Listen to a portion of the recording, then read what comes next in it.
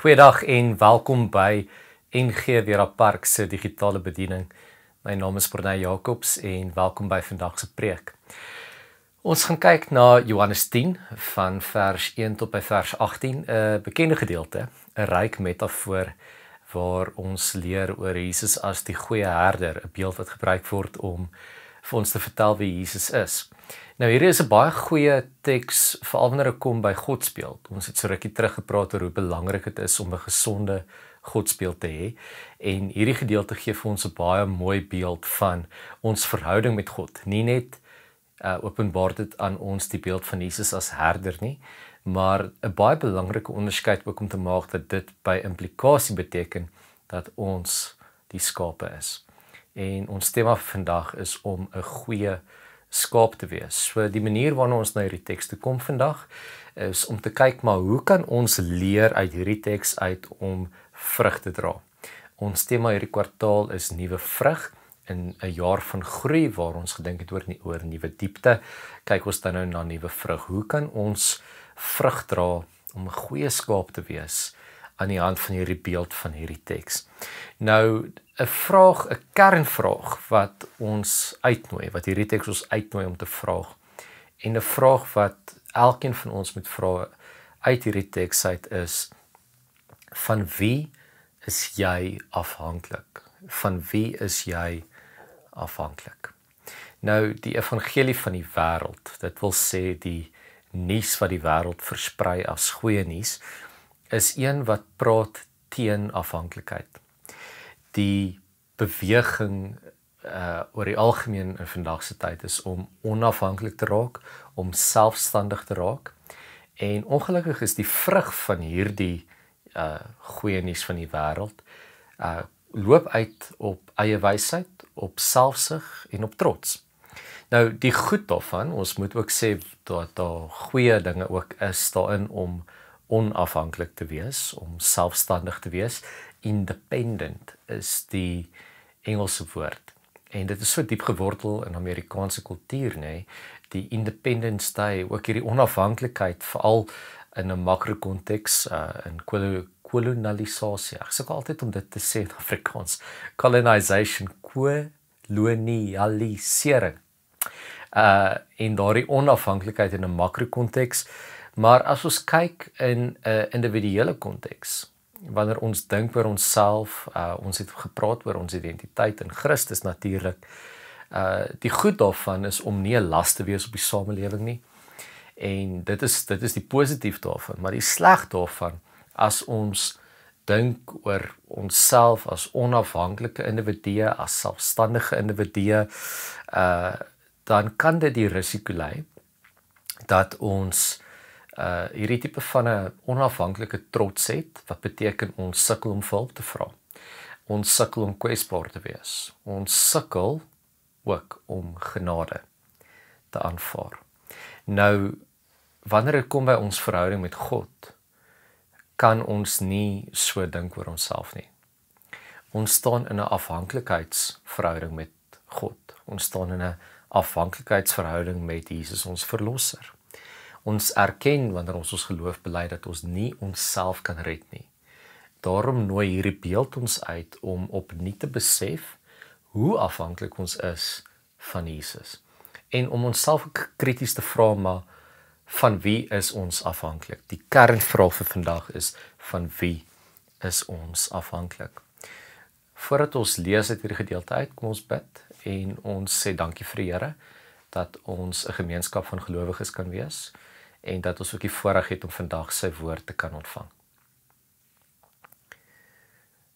Hemelvader, dankie vir genade. Dankie vir afhanklikheid. Dankie dat U my leer om te sterf in myself.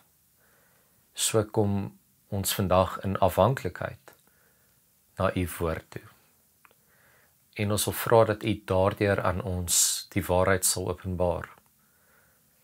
Dat ons vrug sal dra as 'n gemeenskap en as individue wat kies om te leef uit U woord. Nie die evangelie van die wêreld nie, maar die evangelie wat U self aan ons kom openbaar. Amen. Johannes 10 vers 1 tot 18. Amen, amen. Ek sê vir julle, wie nie by die hek van die kraal ingaan nie, maar van die ander kant af inklim, daardie man is 'n dief en 'n rower. Maar hy wat by die hek ingaan, is 'n herder van die skape. Vir hom maak die hekwagter oop en die skape luister na sy stem. Hy roep sy eie skape op hulle naam en lei hulle uit. Wanneer hy al sy eie skape uitgelei het, gaan hy voor hulle uit en hulle volg hom, omdat hulle sy stem ken. Hulle sal 'n vreemde nooit volg nie, maar van hom wegvlug, omdat hulle die stem van die vreemdes nie ken nie. Hierdie gelykenis het Jesus aan hulle vertel, maar hulle het nie begryp wat hy vir hulle sê nie. Jesus het weer gesê, amen, amen, ek sê vir julle, is die deur vir die skape. Ek is die deur vir die skape. Almal wat voor my gekom het, is diewe en rowers. Die skape het egter nie na hulle geluister nie. Ek is die deur, as iemand deur my ingaan, sal hy gered word, en hy sal ingaan en uitgaan en veiding vind. 'n Dief kom net steel en slag en uitroei. Ek het gekom sodat hulle lewe kan hê en dit in oorvloed. Ek is die goeie herder. Die goeie herder lê sy lewe af vir die skape. Die huurarbeider wat nie 'n herder is nie en aan wie die skape nie behoort nie, sien die wolf kom, los die skape en vlug, en die wolf vang en verjaag hulle, omdat die man 'n huurarbeider is en nie vir die skape omgee nie. Ek is die goeie herder, en ek ken my eie, en my eie ken my, net soos die Vader my ken en ek die Vader ken, en ek lê my lewe af vir die skape. Ek het ook ander skape wat nie van hierdie kraal is nie, hulle moet ek ook lei, en hulle sal na my stem luister, en daar sal een kudde wees, en een herder. Om hierdie rede het die Vader my lief, omdat ek my lewe aflê, sodat ek dit weer kan opneem. Niemand neem dit van my weg nie, maar ek lê dit uit myself af. Ek het volmag om dit af te lê, en ek het volmag om dit weer op te neem. Hierdie opdrag het ek van my Vader ontvang. Hierdie gedeelte praat feitelik van twee tipes herders. Daar is die goeie herder en daar is die slegte herder.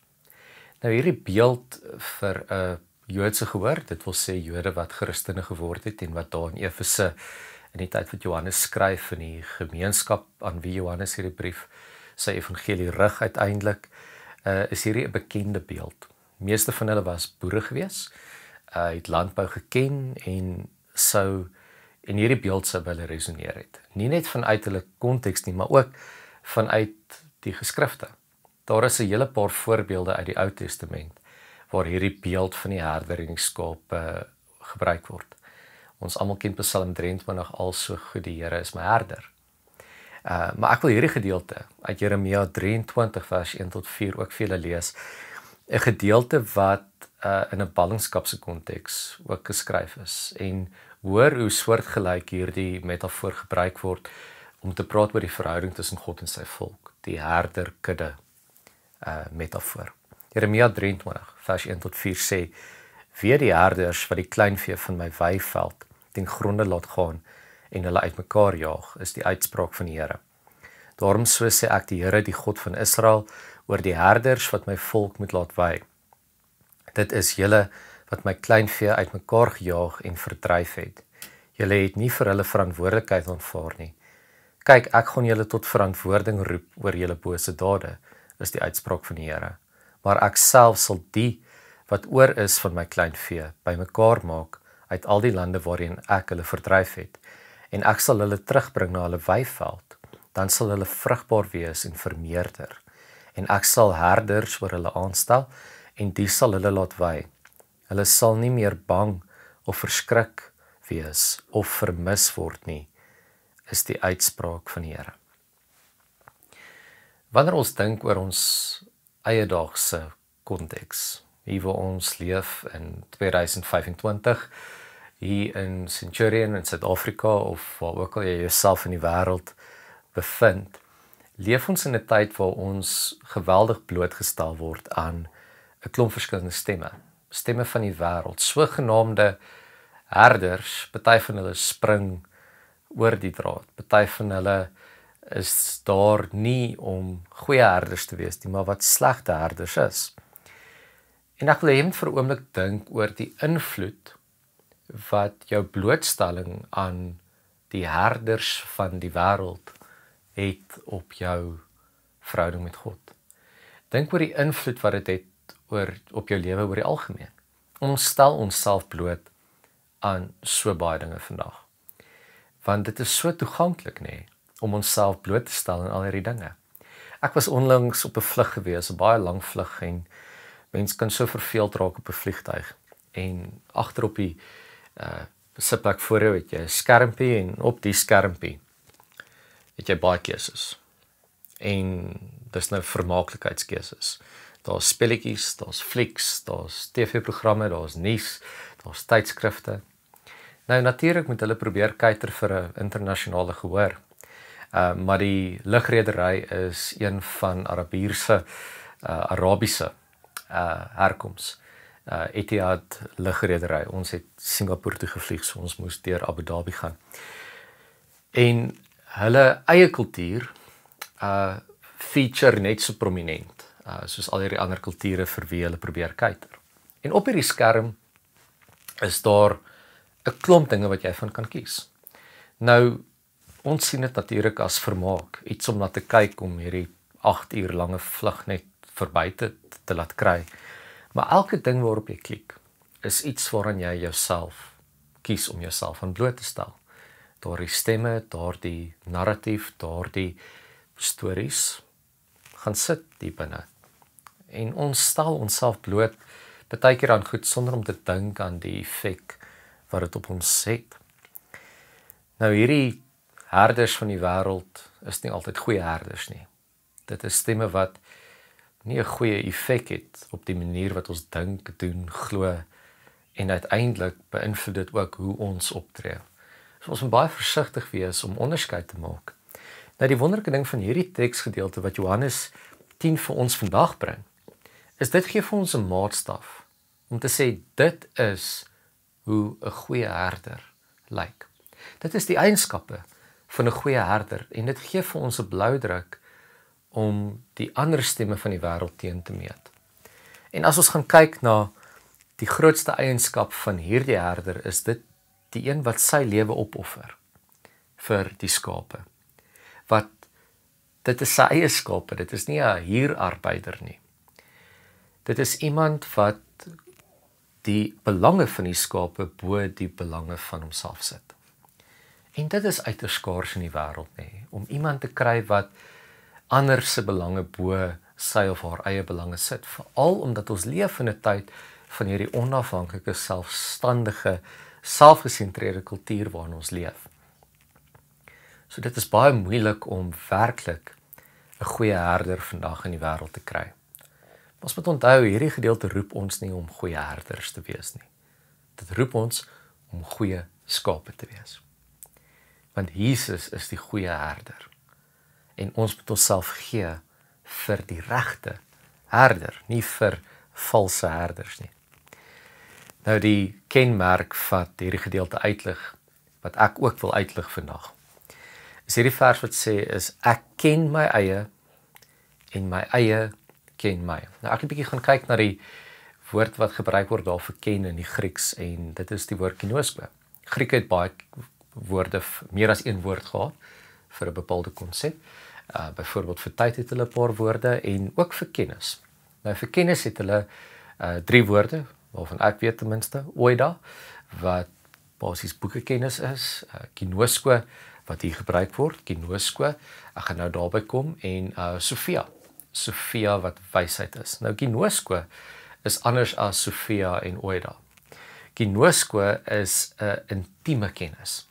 Kennis wat slegs deur ervaring bekom kan word. Kennis wat byvoorbeeld, as jy getroud is, jy ken jou vrou of jy ken jou man, daar's ander tipe kennis wat jy het van daardie persoon as iemand, as byvoorbeeld 'n vreemdeling of 'n vriend of 'n ander familielid.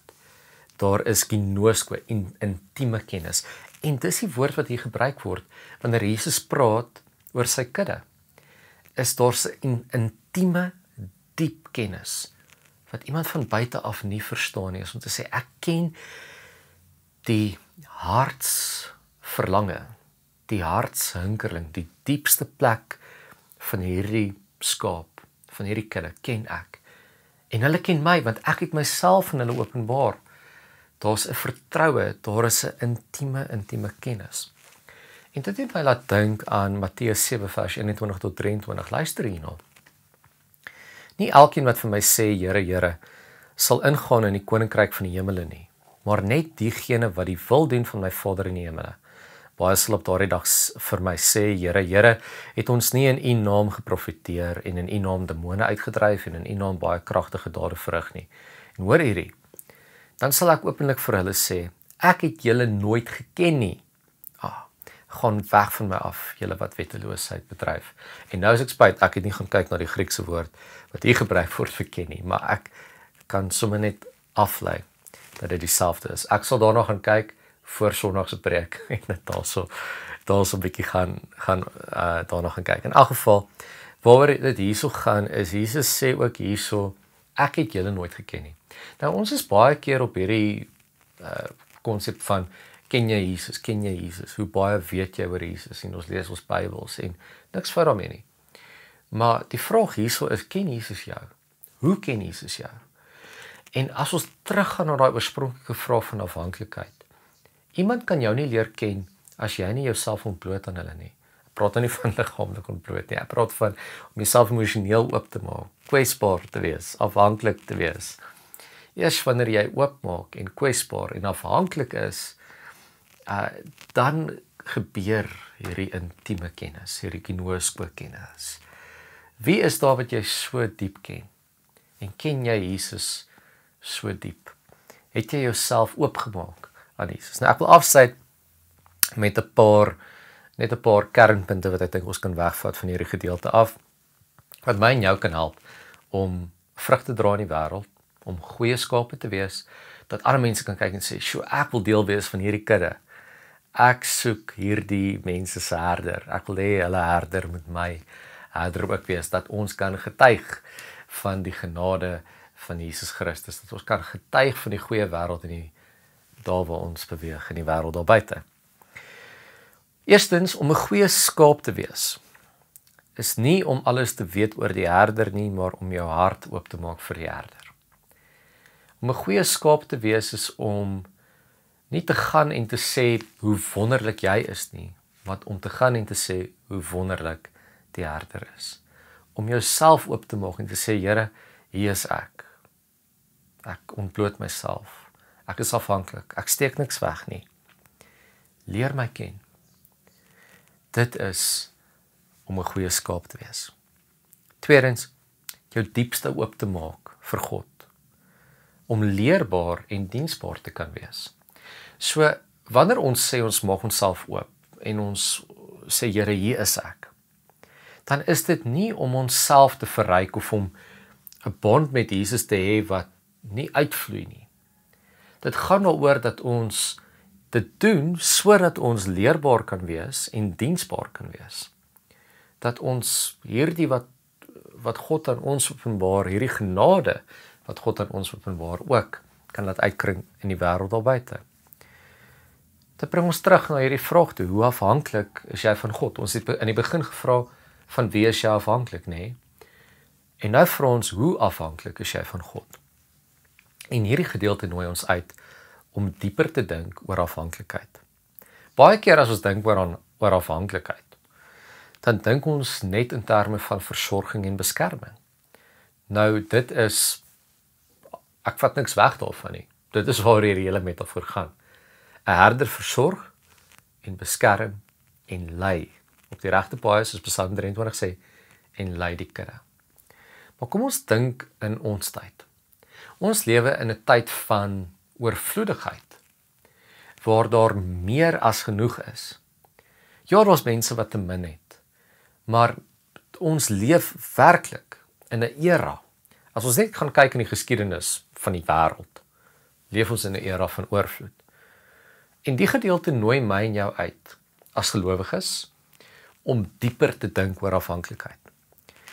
Kom ons dink oor afhanklikheid verder as versorging en beskerming. Ons vat dit nie vir granted nie. Ons aanvaar dit nie as vanselfsprekend nie.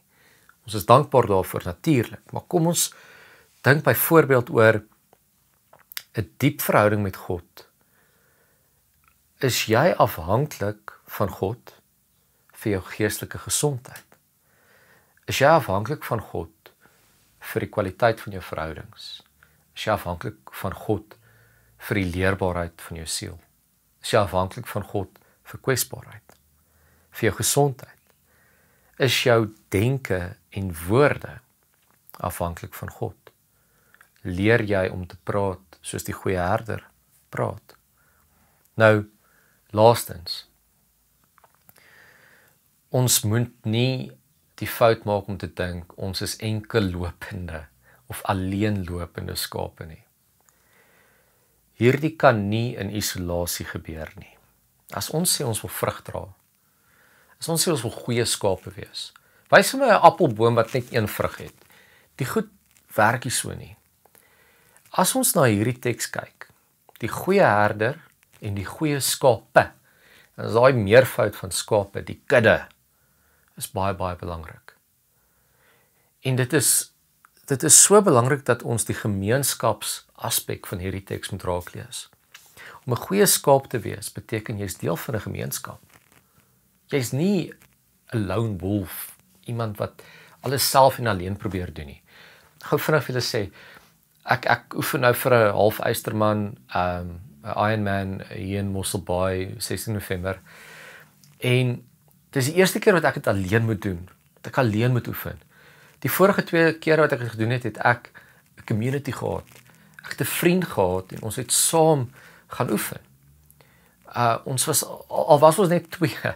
Ons was nou nie baie, ek sê community, maar ons was net 2 gewees en dit was soveel makliker om deur die program te gaan as om dit alleen te doen. Ek weet daar's baie mense wat vir my gebid het in hierdie tyd. Dankie daarvoor. Maar waaroor dit hierso gaan is, ons moenie probeer om alleen en in isolasie te leef nie. Dit is wanneer ons depressief raak.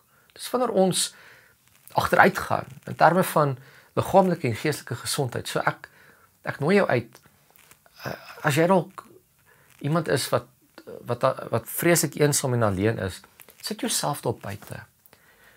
Moenie wag vir die kudde om na jou toe te kom nie, jy moet na die kudde toe gaan. Jy moet na hulle toe gaan en bid dat die Here jou sal kom haal en soontoe vat. Ons deur is oop. Ons deur is oop hierso by NGV Park op 'n Sondag. Jy is welkom. Maar verder as dit, ons is in die eerste plek nie eens geskep om alleen te wees nie, nê? Jy kort skape rondom jou. So gaan sit jouself daar buite. Bly by die kudde.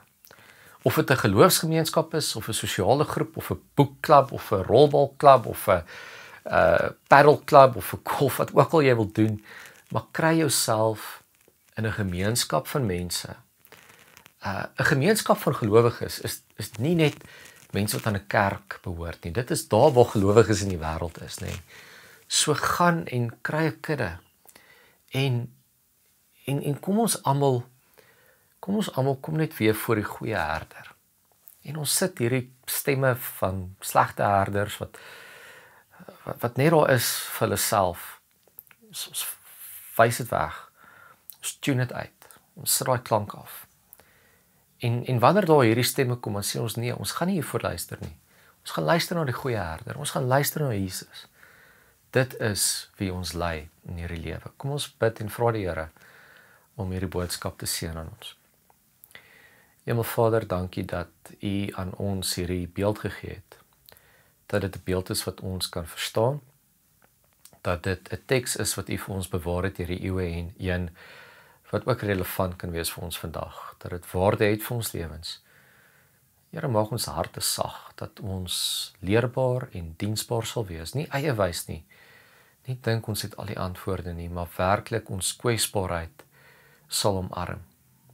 Dat ons nie sal vergaan in trots nie, maar sal leer om te vra vir hulp. Dankie dat U die goeie herder is, wat ons op hierdie pad lei en help en rig. Dat U ons beskerm, dat U ons versorg. Maar Here, maak ons op 'n dieper manier afhanklik. Ons bid dit in die naam van Jesus. Amen.